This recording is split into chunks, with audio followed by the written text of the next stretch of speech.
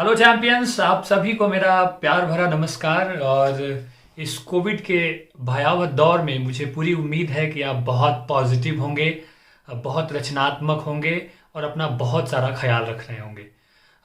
पिछले कुछ समय से जो सबसे ज़्यादा सवाल मुझसे पूछे गए, उन सवालों में से एक सवाल ये भी था कि क्या बिना पीएचडी के असिस्टेंट प्रोफेसर बना जा सकता है कि नहीं।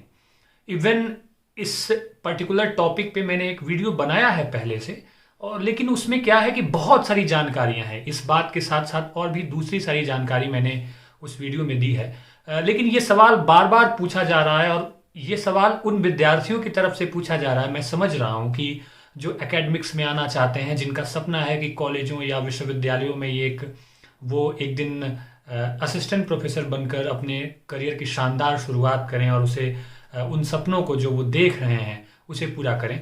तो जब से यूजीसी रेगुलेशन 2018 पास हुआ है, उसके बाद से एक कन्फ्यूजन का माहौल है।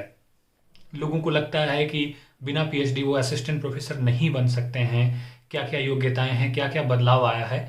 तो इसको लेकर के मैंने सोचा कि बहुत शॉर्ट में, बहुत साफ साफ शब्दों में सिर्फ इस बारे में मैं आपको बताऊं कि पीएचडी की अनिवार्यता कहाँ है और कितनी है। इसलिए मैं आया और ये एक छोटा सा वीडियो मैं आप सबके लिए शेयर कर रहा हूँ, आप सबको ये जानकारी दे रहा हूँ।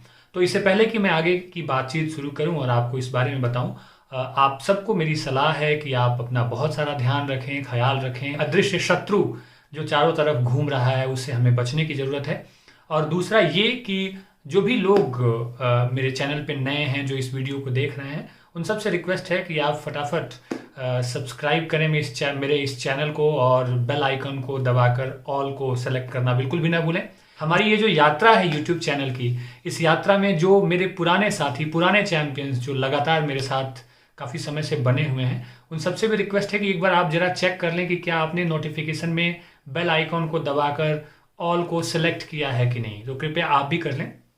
चलिए, अब मैं आपको बताता हूं कि पीएचडी की अनिवार्यता क्या है और कैसे है। देखिए, यूजीसी रेगुलेशन 2018 में इस बात के बारे में बताया गया है कि पीएचडी जून 2021 से मैंडेटरी है। लेकिन ये जो मैंडेटरी कंडीशन है वह यूनिवर्सिटीज के लिए है, विश्वविद्यालयों के लिए है। यानी कि अगर आप विश्वविद्यालय में डायरेक्ट यूनिवर्सिटी में असिस्टेंट प्रोफेसर बनने के लिए आप आवेदन करते हैं, अप्लाई करते हैं, ऐसी स्थिति में, यानी कि यूनिवर्सिटी में असिस्टेंट प्रोफेसर बनने के लिए पीएचडी डिग्री का होना एक मैंडेटरी क्वालिफिकेशन है, यानी कि वो होना ही होना चाहिए।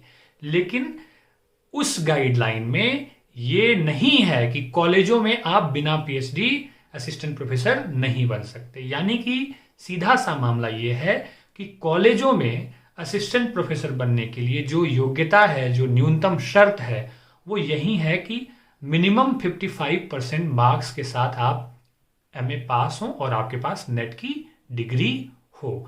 कॉलेज में असिस्टेंट प्रोफेसर बनने के लिए पीएचडी डिग्री की जरूरत नहीं है। यानी कि बिना पीएचडी के आप कॉलेजों में असिस्टेंट प्रोफेसर बन सकते हैं, जिसकी बहुत सारे कॉलेजेस ऐसे हैं, बहुत सारे विश्वविद्यालय ऐसे हैं जो अपने कॉलेजेस की जो नियुक्ति है वो लोक सेवा आयोग के तहत करते हैं। सरकारें लोक सेवा आयोग के तहत कॉलेजों में असिस्टेंट प्रोफेसर की नियुक्तियां करती हैं, या विश्वविद्यालय भी करते हैं।